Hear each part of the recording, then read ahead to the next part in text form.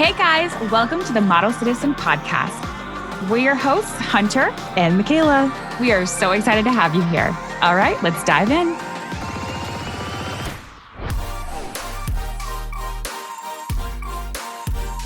Beep, beep, beep. Beep, beep. Is this thing on? Hello. Is it me I'm looking for? I've got my Phoebe Buffet voice on. Mm-hmm.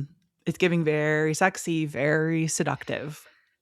Smelly cat, smelly cat.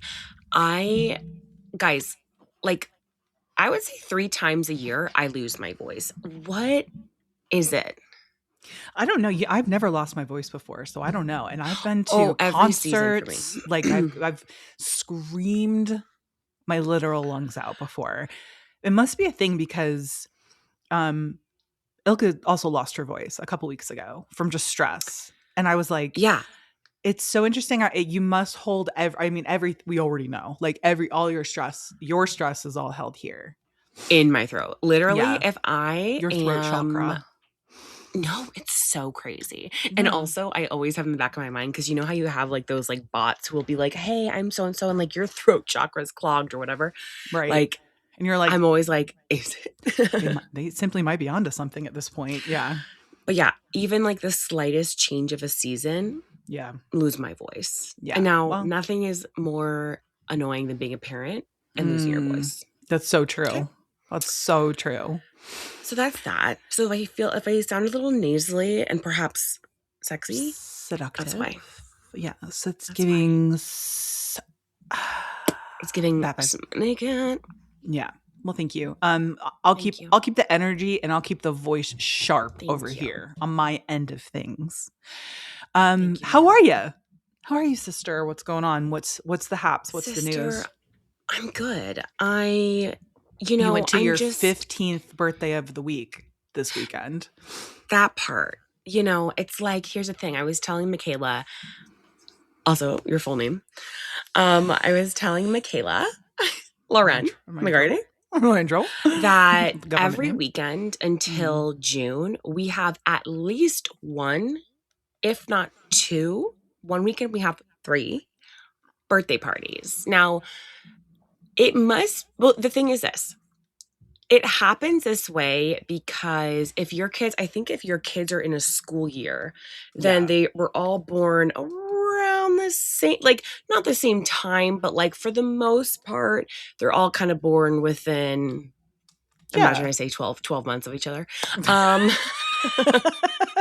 Dude, don't ever say we're not literally a doctor podcast. This is a medical podcast. And so it's just crazy. It's just like one of those things between my daughter and my son. There's 32 kids that's outside of their like core group. So just like everyone just keeps having a birthday. Yeah. You know? It kind of, but also I feel like this happens when your kids start turning 12 and 13 and everyone starts having their bar and bat mitzvahs at the same time. Like I remember all have birthdays. Well, I know, but I remember the thing is like that's something that you do go to, like you have to go to, obviously. Bro, the bar and bat mitzvahs any day. But I'm just saying, like, it's just so funny because at that age, I think it's like 6th grade about ish that you start going to all the bar mitzvahs and bat mitzvahs, and you go to so many of them. Like I remember I went to so many, and it's like you go to so many of them, and then if you're not of the Jewish faith and you're not going to like other people's that are like in your families or something, you just stop going to them. You're crazy. Like, you know what I mean? It's like you go to so many until you have kids. Yeah, exactly. There's like a big gap in between the when you go. Devastating. Anyway, all that to say, can someone invite me to their kids' bar bat mitzvahs, because they're always so fun, and I don't know, dude, the vibes are always up, and it's kind of cute because it's almost like a dance. It's like a mini school dance in a way, because it's like they invite a lot of the kids from the grade, and it is giving school dance, but also there's not the people you don't like there, if that makes sense. Like how there would be at a dance. So, you're a lot more comfortable because it's like the faculty members aren't there. Your principal's not there. It's like, you know what I mean? It's like your mom and dad's friends. We recently went to one for Brian's best friend's son. Yeah. And it was just so funny because it was like the DJ who was excellent, but you're just like, this guy thinks that he's on stage in Las Vegas. Yeah, dude. He's in his Las Vegas residency. He's at the Sphere. I was like, yeah. Like, he was really feeling it. And I love that. I think it'd be so fun to be a DJ, actually, because well, first of all, I'd be the worst DJ. You honestly, sister, you know we're big about giving each other our flowers, right? Yeah, I know. I gotta say, I don't think you'd be. I'm gonna deflower you if you don't mind. Oh God, I hate that. I know. I think you might actually be the worst DJ. I would literally be like, "Here's Black Eyed Peas." Yeah, you would literally play the same four songs. Like, here's "Where's the Love" from Black Eyed Peas. Again, let's run it back. "Where's the Love" from Black Eyed Peas. I'm like, here's Brandy. Right, exactly. She's a fun girl. Everyone's just absolutely right. Say Brandy, and everyone's like, who is this DJ? Just like, you could do most crazy. You could actually market yourself as the worst DJ in the world, and I bet that would actually get a lot of bookings. Love that. It could be me, the worst DJ in the world. Right. Xandra Pohl. Shout out to Xandra Pohl. One of the best DJs in the world. Yeah. Just absolutely hand in hand. It could be a versus, like a DJ battle. So she'll play like some sick ass like Zara Larsson featuring Kalani mix. Yeah. And then you'll play some song, you know what I mean? Jones. Nora Jones. And the energy will go from just so high and pumping to just like on the ground, like in the basement energy levels. Absolutely. Also, it's like DJs are so like DJ girls. See, I think it's cringy to be a DJ boy. I agree. Like a DJ boy, I'm like, oh, but a DJ girl is so effortlessly cool. It must be because they can like feel the vibe like so well of the room. And they're not trying to sometimes. Oh, and I'm like, I love oh, dang, she's cool with it. She'll like have the headphones here and then she'll like put them up and I'm like, the Paris Hiltons, you know? I love when Paris Hilton's doing her DJing. Yeah. Like she's just like, I mean, it's so cool. But a DJ guy? No. I just really think that like women, because we're really good at reading a room, we can like really determine what song is going to be the thing that like gets people. Really I also like a request when DJs allow requests. Sure. As long as the requests are good though, because here's the thing. Some DJs are like, I don't allow requests because you guys don't have better music taste than I do. And if you did, I wouldn't be up here. It'd be you up here.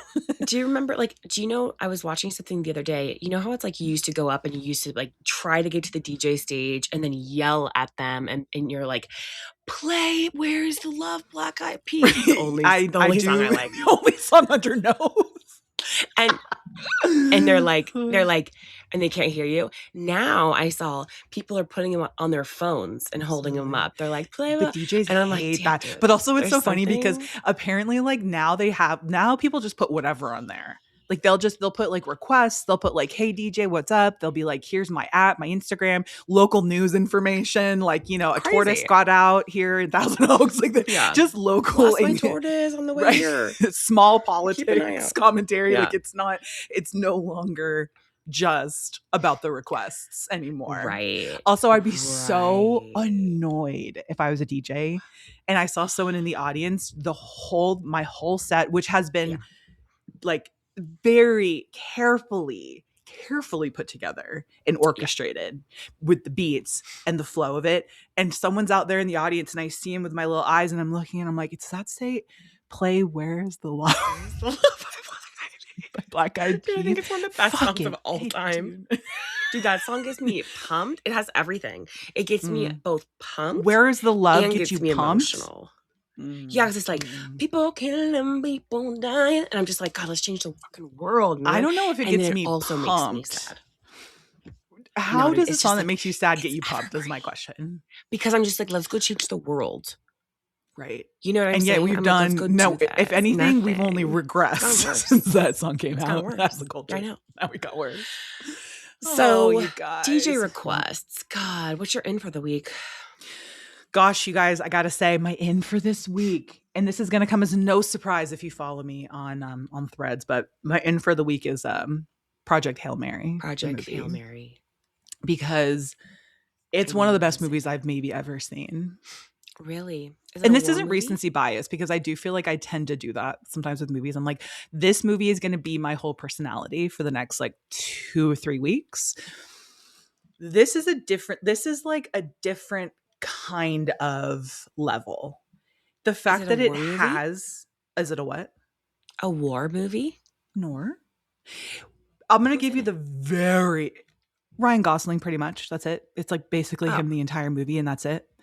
And basically what it is, and I'll just give like a very short, very non-spoilery synopsis. It is about a scientist who has a very specialized, like super specialized concept that he came up with. And the sun is dying. And he has a theory for why and how to fix it that is so outlandish and crazy. Anyway, long story short, he gets forced into this basically suicide mission where they're like, you need to go to this planet or this sun and figure out, because one of the suns in the galaxy is not getting impacted by whatever this like bacteria is that is killing all the suns in the universe and the galaxy. There's one sun that's not getting killed by it. So him with like a crew have to go out there. When you say sun, you mean S-O-N or S-U-N? S-U-N. The blazing sun. The whole time I'm thinking, his son is dying. No. His son is not dying. And I thought, what a sad. Well, when I say the sun, I would also go to a different galaxy. Well, you said all the suns are dying, and so I was like, you said his son is dying. I guess what I meant. Okay, fair enough. I think when I said his son or their son, I meant like the sun in his world, S-U-N. which is our world. S-U-N. UV. Yeah. UV. No, his child. Okay. No, I'm kidding. Can you imagine? I just am going all over the place. So confusing you. No.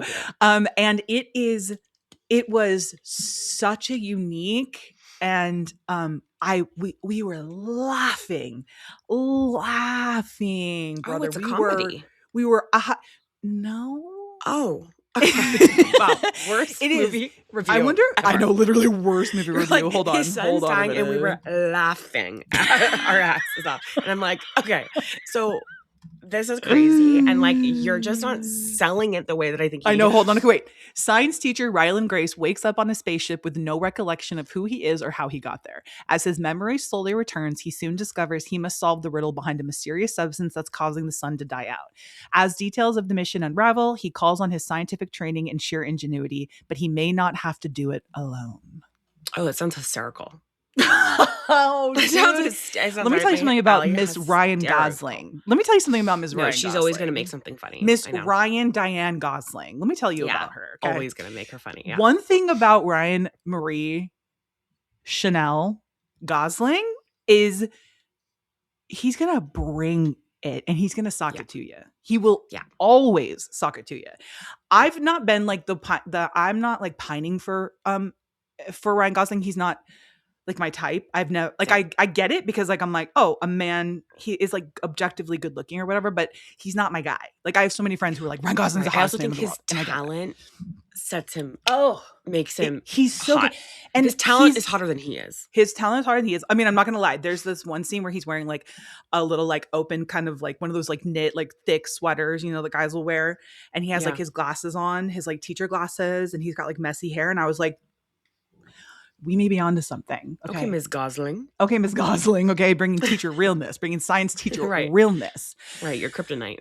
But truly, but he turns this performance out, and he's basically by himself. God, that's hard. Oh, I can't imagine. Remember, that's like there's very few people I think can do that. Didn't James Franco win for like 72 hours or something where it was just him the entire movie in like one area of a movie? Yeah. Where he same with with arm stuck.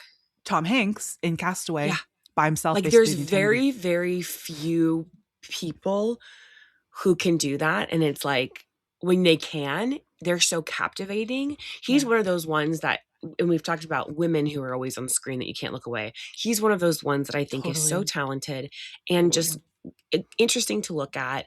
And the worst compliment. And people saying that about us. I'd literally KMS if someone said that to me. Literally cry. Not attractive, but like you can't look away. Interesting to look at. Yeah. Like it's giving train accident. Right.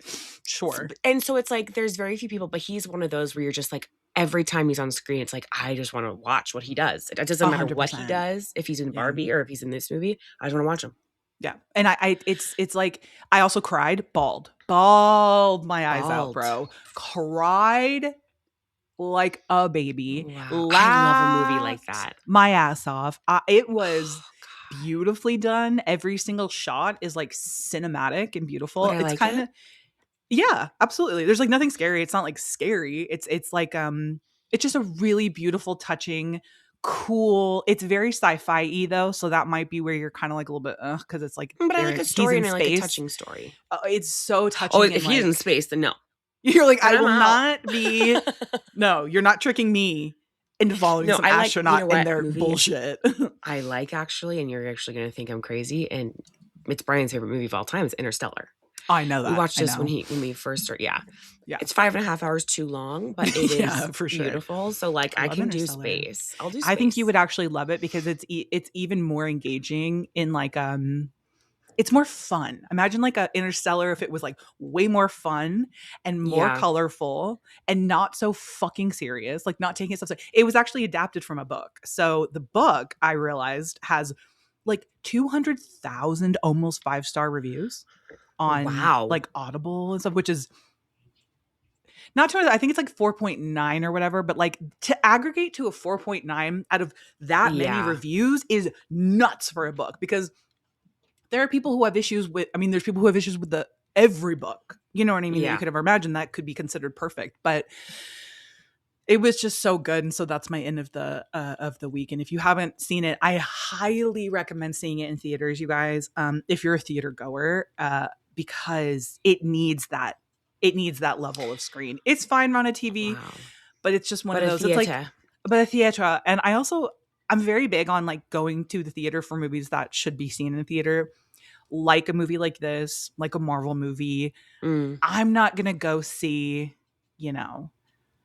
like Pride and Prejudice in a movie, The Cat in the Hat 2 at all, but certainly not in a theater. I'm not risking my life to go see Cat in the Hat. Dude, that's how it feels going to the movies these days. No, it is. It's got to be worth risking your literal life these days to go to the theater. And we're not laughing about that, but it's just like the kookiness of that is so, like it's insane in my brain of that. That's why I had to stop going because I was like, where's the exits? Where's it? It's like that's why the movie better be fucking good. And that's why if a movie's not good that I go see in the theater, I am 10 times more pissed. I'm like, I literally risked my life to see this. Absolutely. Oh, I'm not kidding. Okay, I'm not kidding. It's insane.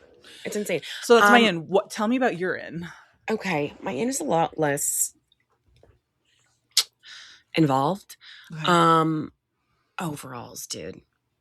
Oh. I've been in my overalls bag, and now specifically the Gap soft overalls.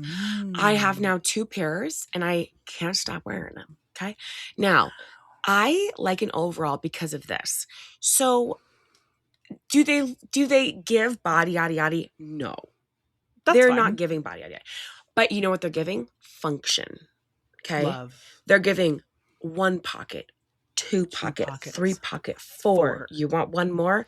Here. Okay. Right. And then you want one for a little penny? Boom. Okay. So we're getting tuppence, function. One might say, if you wanted a tuppence. That's right. Another one behind that one. There's a it's penny like thing 1, thing 2. Pocket. I read this Dr. Seuss book the other night with Hudson, and this excuse me. This story is about how he's like trying to clean up a mess, and each cat takes off a hat, and there's another one in there, and it just gets smaller and smaller and smaller and smaller. That's an overall for me, and I think that is beautiful. I think it's great. I think they're underrated. Wonderful. Yeah. And they can get dirty. You don't even need a purse anymore. You just but the Gap, the Gap, I think they're called like Eversoft. So good. I want to look at them real quick if you guys don't mind. I just need to see. Yeah, the utility. They also have the horseshoe version one. Not for me. It's not, that's, or no, barrel. But a barrel is not for me. Girl, me in a barrel jean? Oh my God, sister. I mean, they look so cute on some people. They're so cute. And like, you have to roll up the cuff. You can't like you have to like sloppily roll up the cuff. Okay? Sure. We're not going to wear them. And what size are you? Now, what size are you? I'm the extra large tall, but they're very large on me. So I would say if I was to buy again, I would do the extra large tall because they are. The one thing about Gap is they're going to be roomy, they're going to run large, and they're going to have tall sizes, which I like. Okay. Yeah, I see them here. They look great. I love an overall. Do you remember when I used to wear overalls to school and I would wear overall down? No, the whole thing was down. Dude. It was just jeans because That's they didn't Brian used to wear them to school. But they didn't make jeans in my size, but they did make overalls in my size back in the day. So I could wear like a jean. Surely a construction worker will. Surely a construction worker is the only one that could possibly wear these. It's going to be a size 16. I remember I wore this I Heart New York baby tee all the time with my overalls down. And that was still my favorite. And like a pair of Osiris sneakers like that. And like a fully beat out eyelined eye. Like that. Dude. And so I am sad that like I didn't take more photos of myself as a kid. Like that, not a kid. Like a kid. Like I guess I was like middle school. No, it was like middle school. 18. Oh my God, I would have been eviscerated if I wore something like that at my school. Like it was so. This was the height of Laguna Beach, and so if you weren't wearing a pair of Hudson jeans and a C&C California, with like a popped lacrosse collar polo, you weren't. No one would speak to you. But I just remember that. And I wish I took but you know what? I had such bad acne and I was so self-conscious about it that I wouldn't get in front of cameras ever. I just couldn't. Every time I took a photo of myself, and it was disposable cameras for a while, and I was like so weird about it. Sucks. Such a bummer. You were just like living in the moment. What a bummer. Yeah, Brian was saying that he used to also wear, because my husband, y'all would never guess it, but he used to wear overalls with one thing down. Yeah. And a white. Why do you think we would guess that about him? He's from literally Philly. Yeah, he's from Norristown, Philadelphia. And Norristown is not like the best area in the whole world, but like, but like it's where he grew up, and he has such like a love and appreciation for it. And he just like dressed a certain kind of way. And I'm like, he would wear pristine white filas.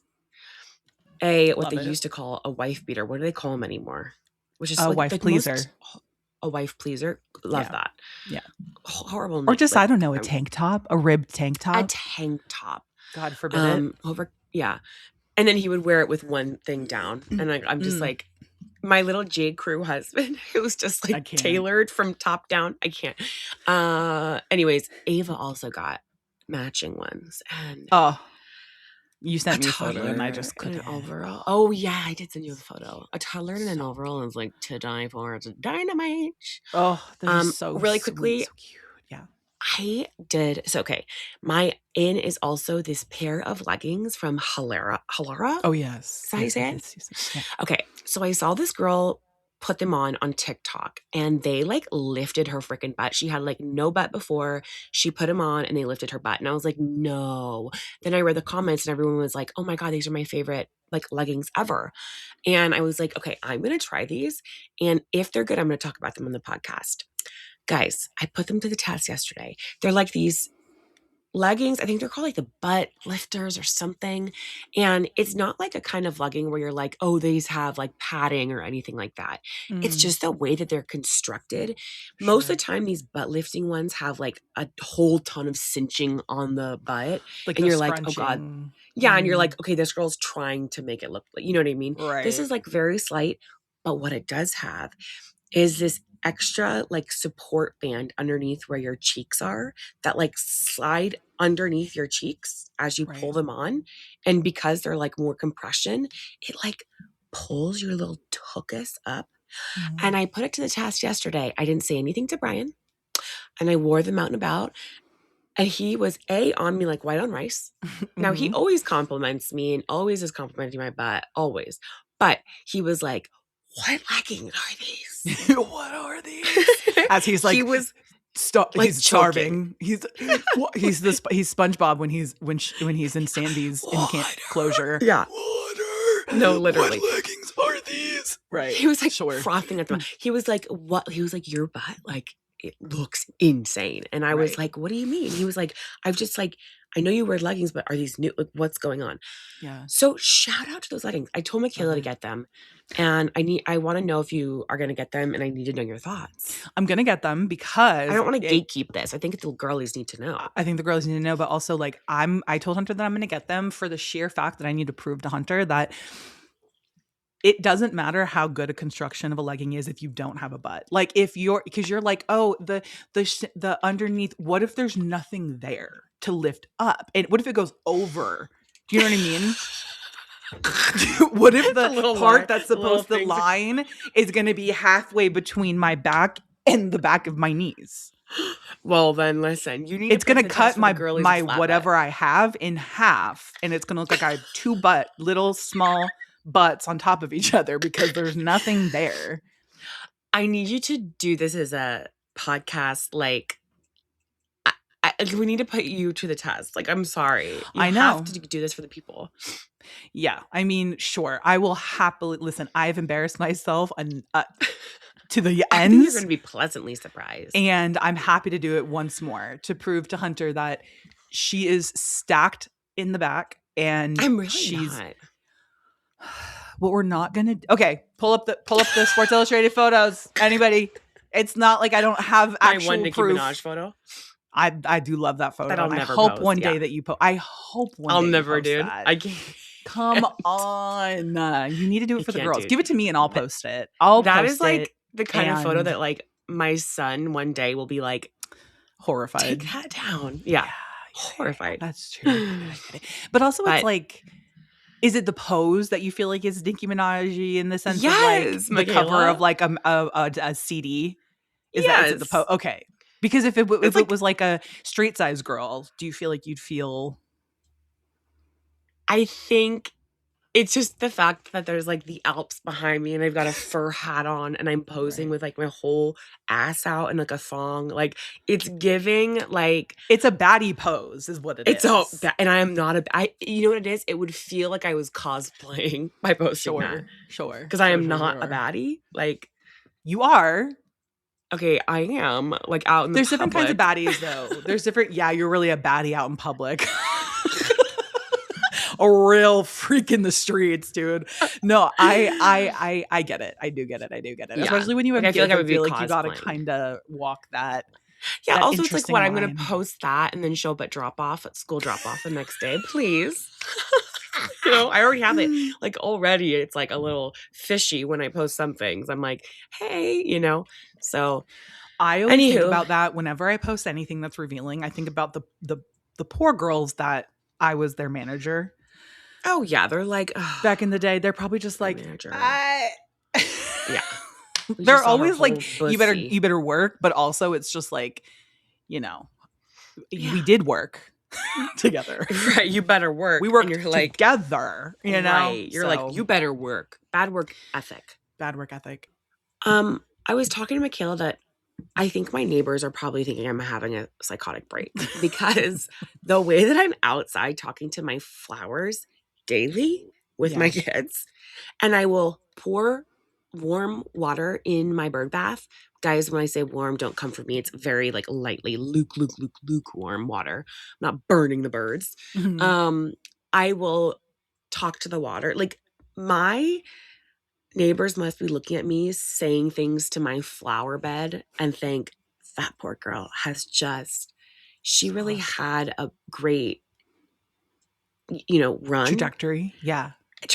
And we're watching her downfall. Okay. Right, because I'm out there daily saying, you are beautiful. Your soil is strong. It is moist. Bountiful.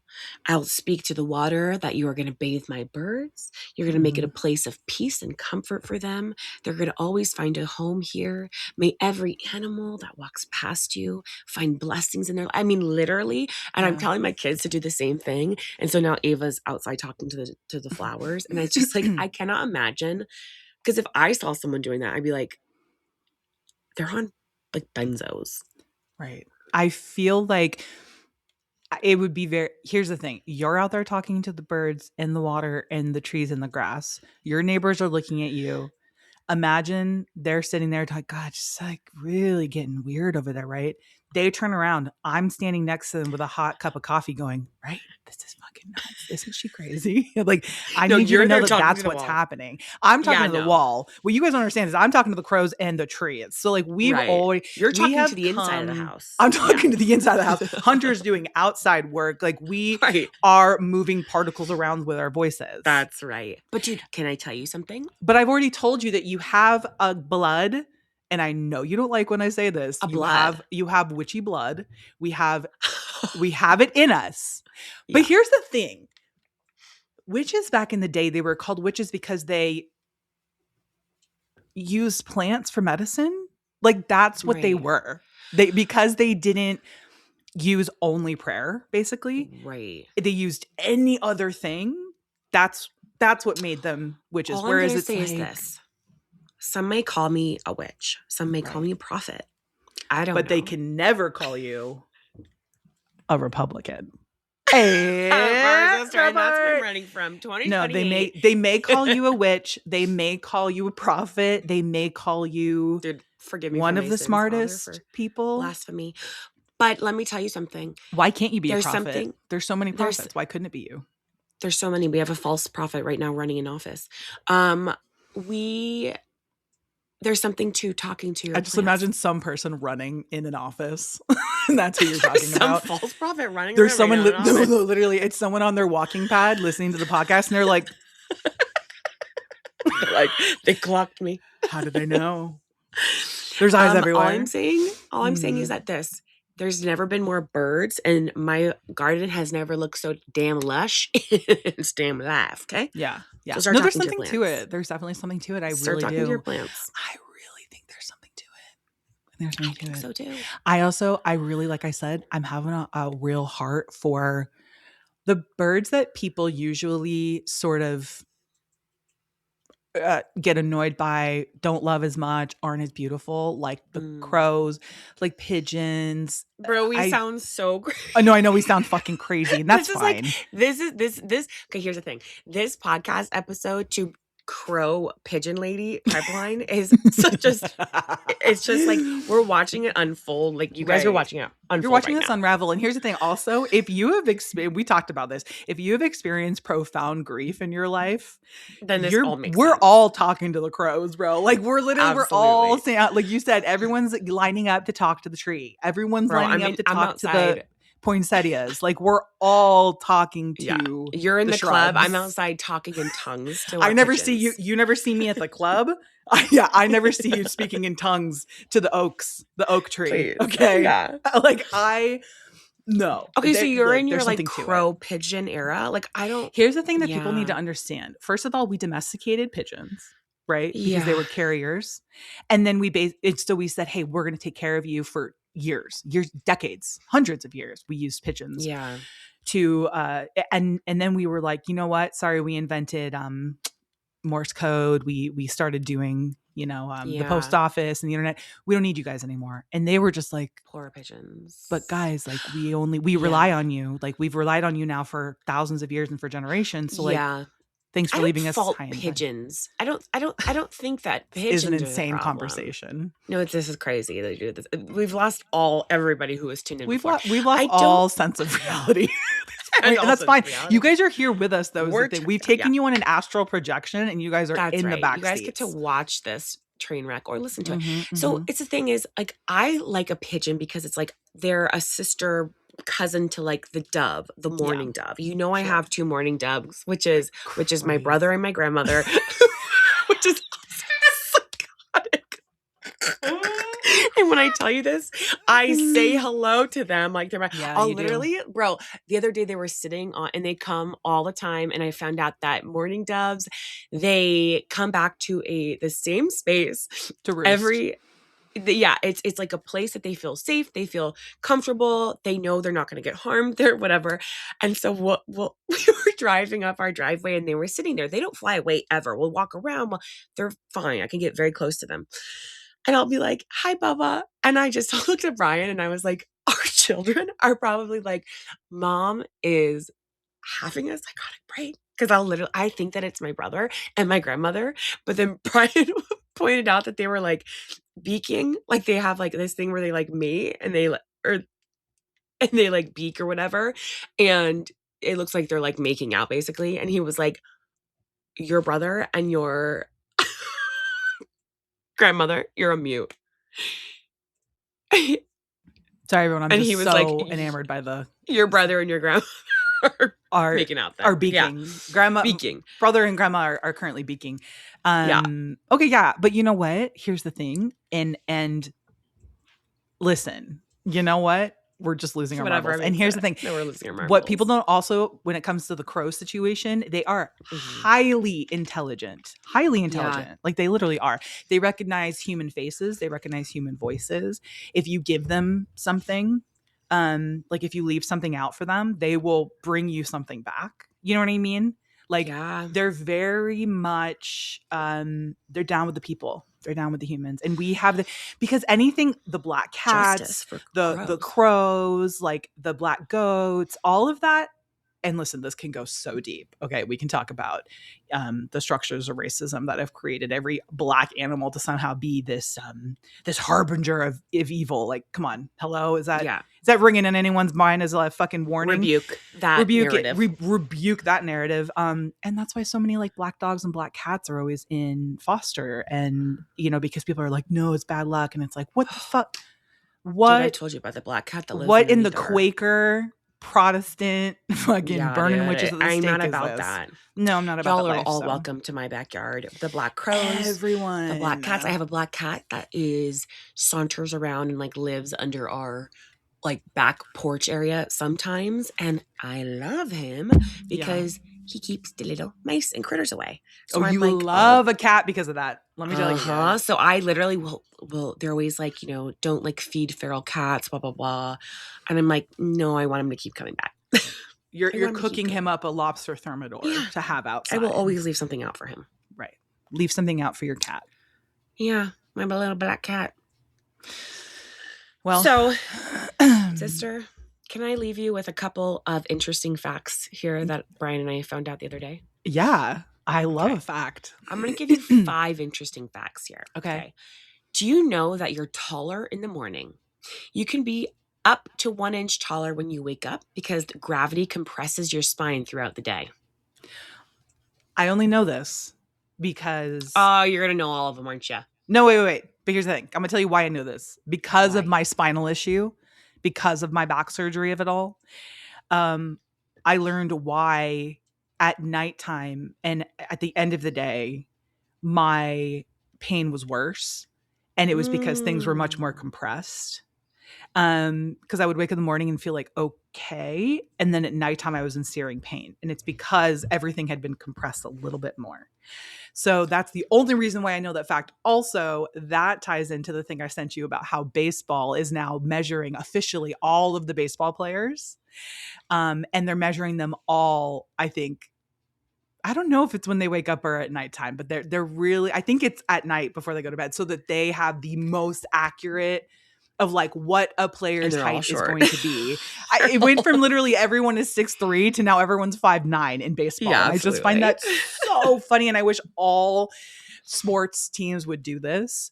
And the reason they're doing it though is because there is a new system being put in place where the strike zone is going to depend on how tall you are. So everyone gets their own strike zone because Ohtani's 6'3", 6'4", and then maybe there's a 5'9" player. It's kind of not really fair if the strike zone's higher for one player, lower for another. Also, certain players have different stances. Some are like they hit more high, low. So this way, it can just be so much more accurate. But yeah, that makes sense. Okay, so anyway, sorry.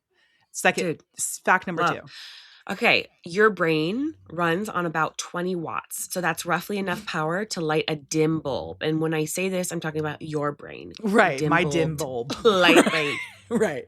Okay, I've mine never heard that. could power a house. Yours, 20 watts, dim bulb. Right. Okay, a day on Venus is longer than a year on Venus because Venus takes 243 Earth days to rotate once, but only 225 Earth days to orbit the sun.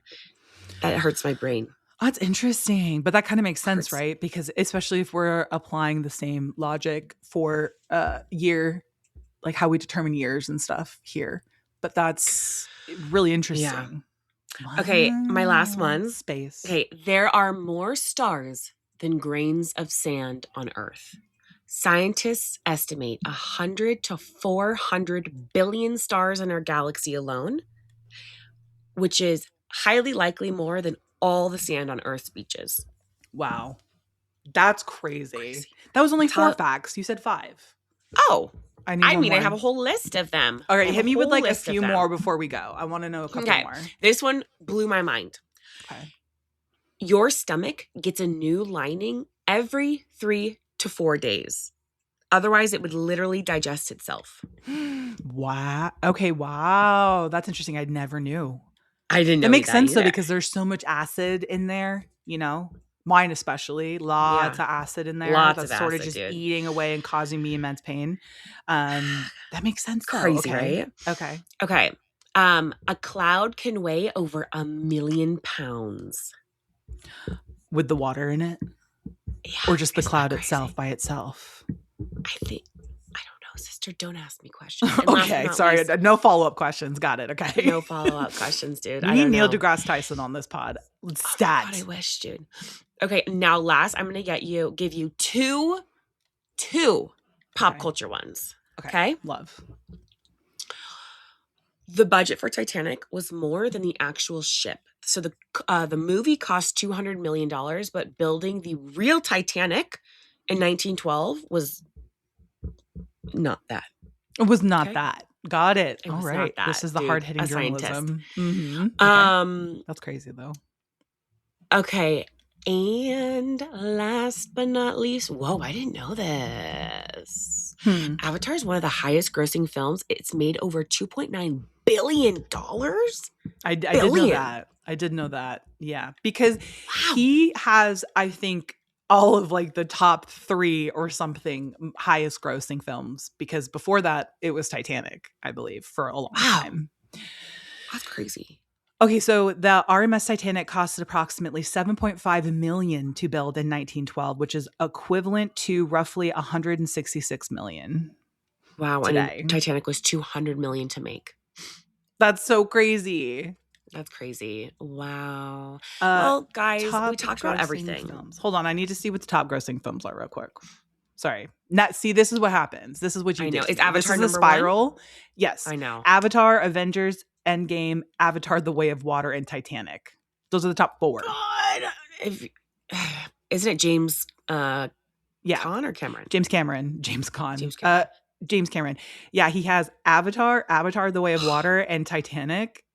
3 of those are his movies, dude. That's so crazy. You know what's crazy though is that grossed so it's like $2.6 billion. Elon Musk has how many $billion? A lot more than that. He could literally solve. He has almost $1 trillion billion. Anyways, we're not going to talk about that. Anyways, I was just doing the math last night with Brian over this stuff, and we were like, he can literally solve world Here's the thing about facts. Billions upon billions of dollars. Here's the thing about facts in the world is that they will blow your mind. They will blow your mind.